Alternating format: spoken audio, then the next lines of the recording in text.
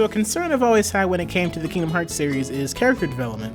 Since character development is a very important factor in a long-running RPG, I would hope that my favorite game of all time would have pretty decent development for its characters, right?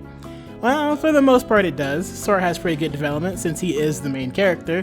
With each game and each new experience or encounter he goes through, it gets better and better. Riku has the best development in the series in my opinion, from going to this jealous teenager struggling to accept himself and his place in the world, to a young man who knows what he wants at the end of the day and will do anything for his friends. Now, you are probably guessing where I'm going with this, or you read the title of it. This leads me to think about Kairi, and how she has been as a character in the series. Obviously, she has an important role being a Princess of Heart, but does Kairi really have as much character as you may think? I'm sure I'm not the only one who's thought of this, but let's put her and her development into perspective. Starting with Kingdom Hearts 1 as a reference, and this also links to why I've always said Kingdom Hearts 1, story-wise, is my favorite game in the series, because unlike later entries, it focuses on the full cast and gives each character his or her time in the spotlight, enough to make us care about them, as any good game would, right? So going back to Kairi, she's introduced as this very important factor in the grand scheme of things, being a Princess of Heart, which the big bad boss of the game, Ansem Seeker of Darkness, needed in order to find his goals realized. While Kairi was in a comatose state for most of the game, she was always half of the reason and or the driving force Sora needed to begin and continue his adventure to begin with, the other half finding Riku and King Mickey. Now when you think of princess characters in games, you would usually think, oh, if she's a princess, she must be this damsel in distress that the main character needs to go save, and yeah, that was pretty true up until a point. Kairi wasn't made, at least in the beginning, to be this badass female main character always setting out to accomplish something, but to be the driving point for our main character, Sora.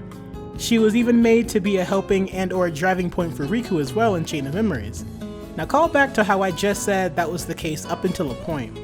Once Kingdom Hearts 2 came around and how the plot suddenly shifted, Kairi was no longer needed as this sort of I'm here for you guys if you need me type of character.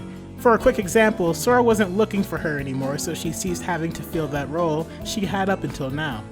She was back, safe on the island in his mind, so when you look at Kingdom Hearts 2 and think, wow, Kairi really didn't do much in the spotlight, it's understandable since the game is more focused about the new main threat Sora and co have to deal with rather than, say, having to focus on Kairi. Moving on, I can definitely understand why people are a tad frustrated with Kairi's seemingly lack of character development, since as each game goes on, Kairi really is nowhere to be found. Well, that is until Dream Drop Distance. Fast forward to the secret ending, Xehanort is back on his BS and we are missing one Guardian of Light in order to protect the 7 Princesses of Heart and combat the 13 Darknesses. And oh, what do you know, in step Kairi due to the fact that Yen Sid was reminded she could wield a Keyblade too. Oh, remember how Kairi is one of the Princesses of Heart that need protecting? Wow, that is delicious. Finally, some good fucking food. Finally we are getting somewhere and making Kairi an important factor of the series again. But this time, instead of having her try and fill that damsel in distress role from the first game, she's being trained to learn how to use her Keyblade, which in turn lets her protect herself and aid Sora and the rest of the lights.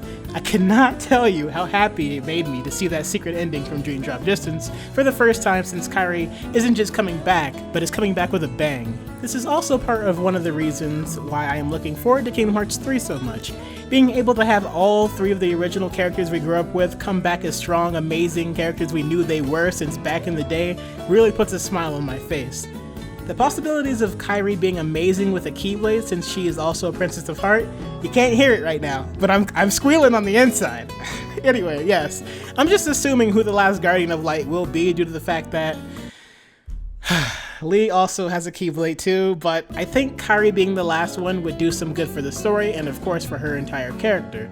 Plus, Lee being the last light doesn't make too much sense to me. He just got his Keyblade and, so did Kairi, but judging from past games, Lee seems to be the type of character to really do his own thing while the main story progresses. So I figure as soon as his training is finished, he will go about and work toward whatever mission he may have for himself, which I can only assume is to find a way to get Roxas and or Xion back. Oh, and I figured I would go back in time for a little bit. I kind of recorded this part of the video weeks after I wrote the rest of the script. Don't blame me, I'm just busy life. And bring up the fact that Kairi is indeed still a Princess of Heart, and it seems she's the only returning Princess of Heart that we know of. What are the prerequisites for losing your job as a Princess of Heart? I couldn't tell you, but it's nice that it's known Kairi still happens to be one, so we aren't guessing or theorizing all over who exactly the new Princes of Heart are, or who's returning or who's not returning, etc, etc. Really looking forward to the explanation we are going to get for this one. And you know, it's going to be from Yen Sid. You know, as more time goes on, I'm starting to trust you less and less. Yeah, I've got my eye on you. And unfortunately, we have reached the ending to this video, which is a shame because I really like talking about this topic. Though, what do you guys think? Does Kairi need more screen time, or are you on the opposite side and think her role was fine before? Do you like Kairi in that damsel of distress archetype? Put any and all comments down in the comment section below so we can possibly spark some conversation about it. The real reason why I wanted to do this topic in the first place was due to the people saying Kairi's character was fine as it was, but obviously there are others who don't think the same.